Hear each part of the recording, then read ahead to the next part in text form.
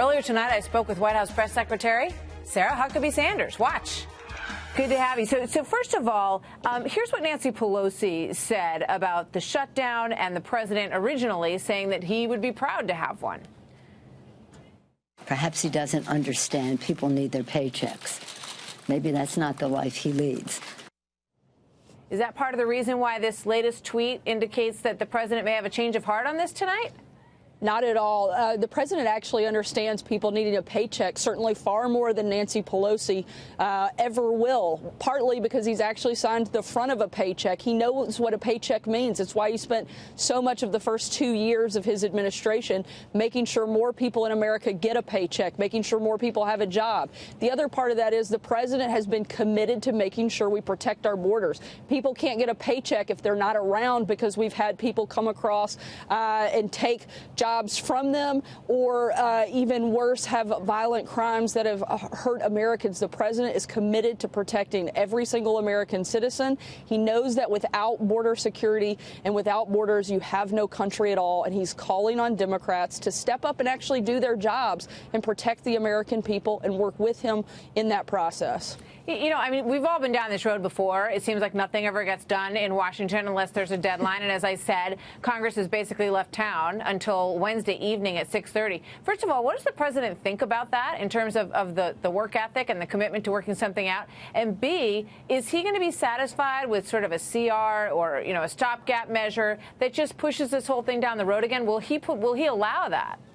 You know, we'll see what happens, but the president is committed to making sure that one way or another, whether it's through Congress or other measures, that we protect our borders, and he's looking at a number of different ways in order to do that. But frankly, it's sad that Democrats have changed their position so much. If you look back, Chuck Schumer, Nancy Pelosi, Hillary Clinton, Biden, Obama, all of these individuals in the past have supported border security. In fact, Chuck Schumer even said in a public statement that illegal immigration is wrong. Yet now that this president is championing the fight and trying to do what's right, you have Democrats that simply just won't join in that effort. They voted for it in 2006. They voted for wall funding, and now they've changed their minds. They have to at some point decide they don't want to give the president any sort of win. That's pretty clear.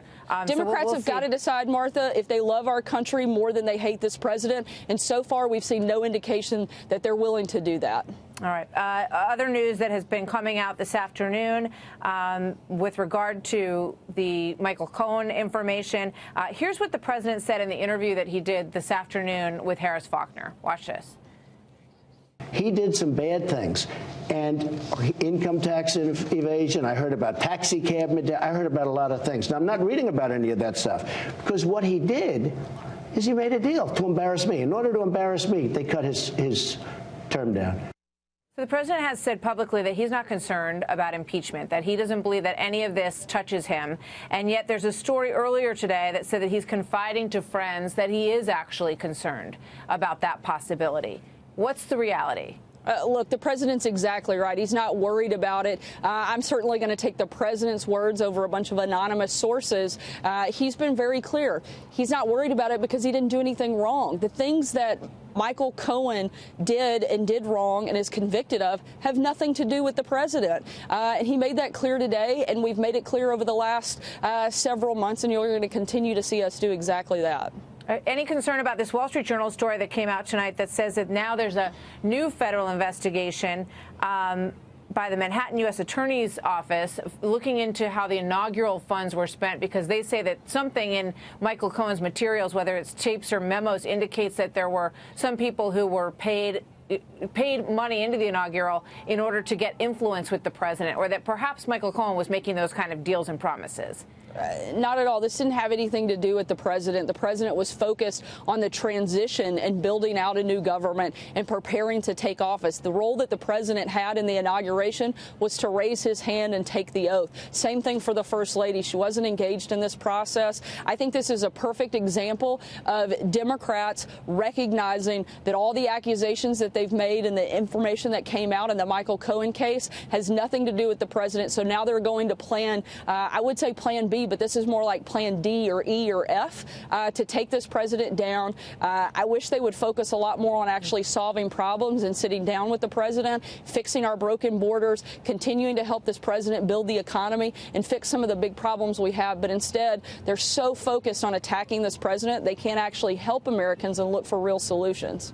It feels like that. With regard to the chief of staff position, is Jared Kushner now on the list of those who may be considered for that position?